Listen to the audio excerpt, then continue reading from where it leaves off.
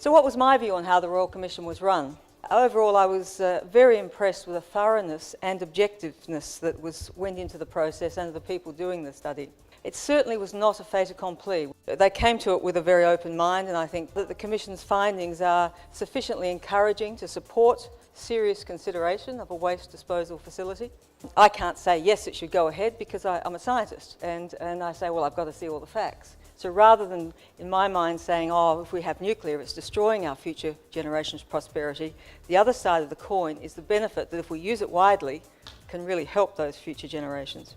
And it's not just economic. I think it will allow us to address the increasing cost of healthcare and ageing population, but also close the gap in health, education, employment and quality of living for our Aboriginal people.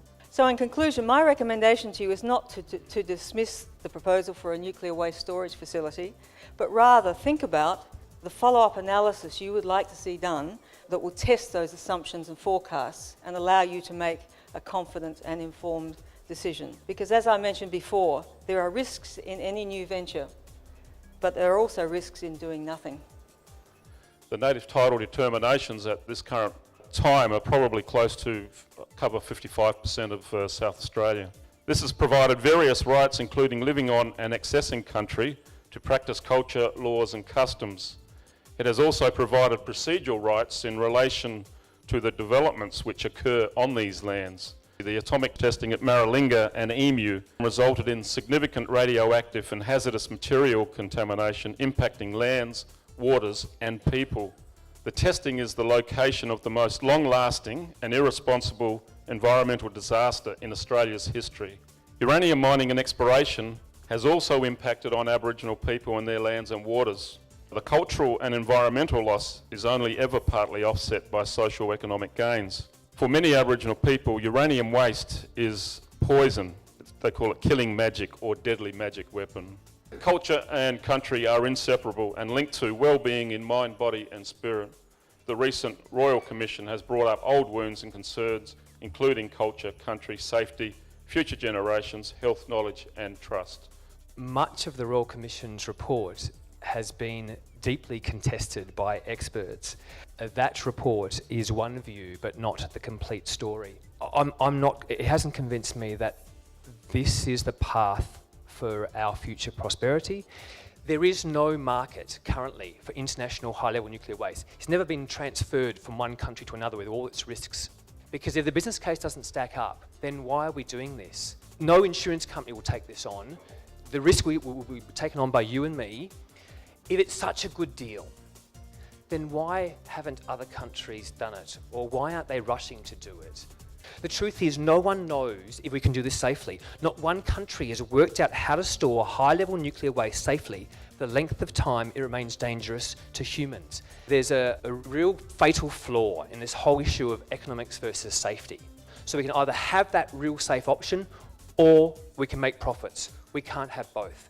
And ultimately, I think we can do better. So I would actually encourage you to consider, actually, rather than going through the gate, actually pausing, stopping and closing the gate for a while. The waste will still be here in 10 years' time. Let's perhaps consider it then, but not now. The problem with this debate isn't going to be various views. It's going to be how informed those views are. There are going to be some people in this debate who are so ideologically and emotive and implacably opposed. If you gave them something that was white, they'd call it black. They just can't do anything else. They should be heard, but they're not going to really be informed in their approach. This weekend is the beginning of probably what will be 20 years worth of consultation. This is the very beginning of a process that if the European model is right, it'll go on for 30 years, if we proceed. So there's all kinds of things we're going to consult on. The Finns have been doing this for 40 years. So we're not rushing it. We can't rush it. This is the very beginning. Why isn't any other country doing it? If it's so good, why are we putting up a hand for? Well, that's another misinformation. Russia's doing it every day. They're making money out of it, and sadly for the rest of the world, they're weaponising the plutonium they get out of it. We're citizens of this planet. We can't sit here and say, not in my backyard, not when we mine it, not when we know it's going to go to support nuclear power, to stop us having a climate change meltdown. We have a responsibility. Let me talk about what's really going on. 60,000 people work directly in the UK nuclear industry, and in 60 years there has not been one fatality. So when you say, is this Risky? Well, compared to everything we do in everyday life and the risks that we apparently accept, we're not happy about them, it's incredibly low risk. I'm really hoping we can elevate this into actual facts, actual information, and actually have an informed debate.